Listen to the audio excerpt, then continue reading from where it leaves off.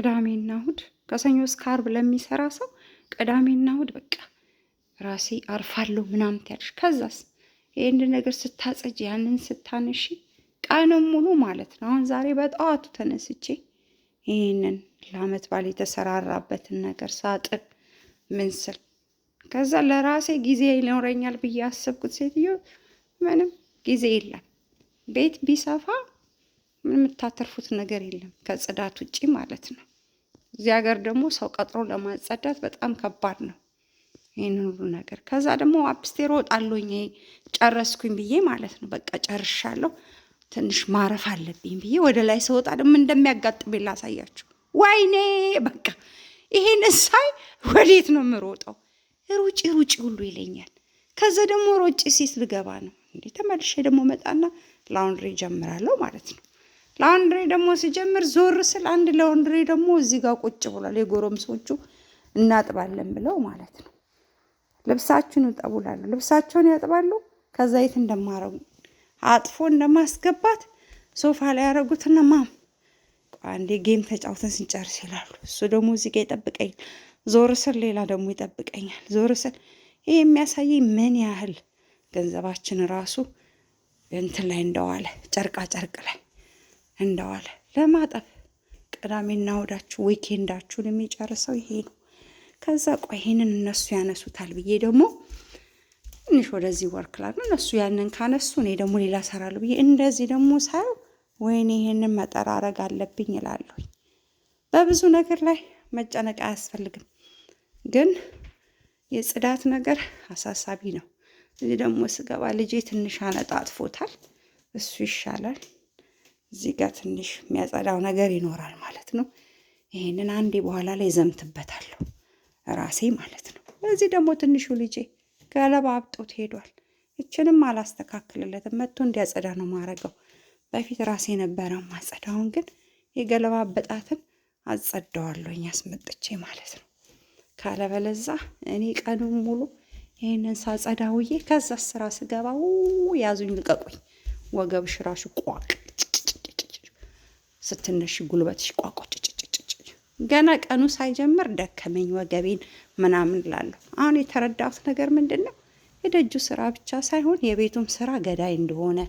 በፊት እንደዚህ ነገር አይቼ ዝም አልልም ነበር።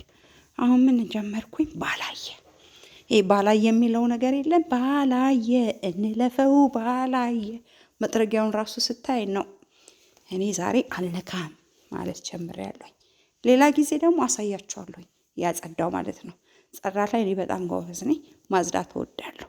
ሌትሊ ስራ እየሰራው አቤት ስመጣ ቅዳሜና እሁድ በጣም ይደክመኛል። ስለዚህ እንደ ድሮ አይደለም፣ ቢሆንም ግን ከማጽዳት ወደ ኋላ አልልም።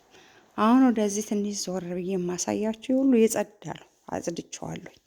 ግን ይቀረዋል። እዚህ ጋር አያችሁ፣ ይሄ መጥረጊያ እኔ ነኝ ያስቀመጥኩት።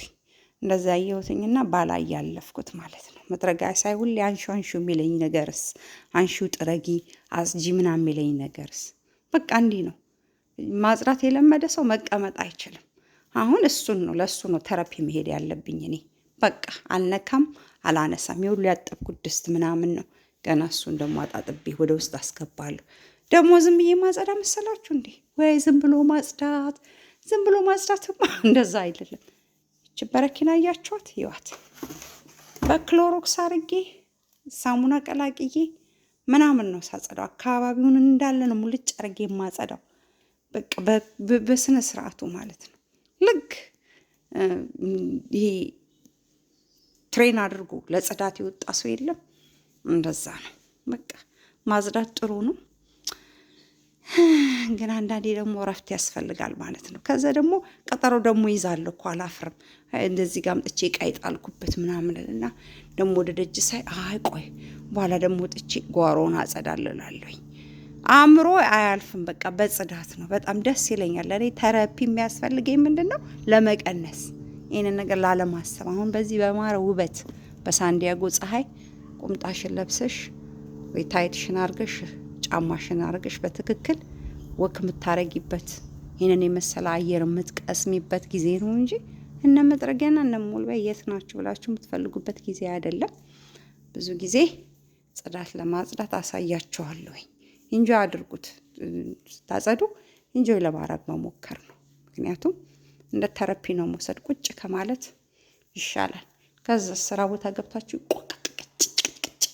እግራችሁ እጃችሁ ድክምክም የሚለው የደጁ ስራ አይደለም፣ የቤቱ ራሱን የቻለ ስራ ነው። አያችሁ እዚህ ጋር በቃ አጽድቼ ሲገርመኝ አሳያችኋለሁ እንዴት እንደማጸዳ።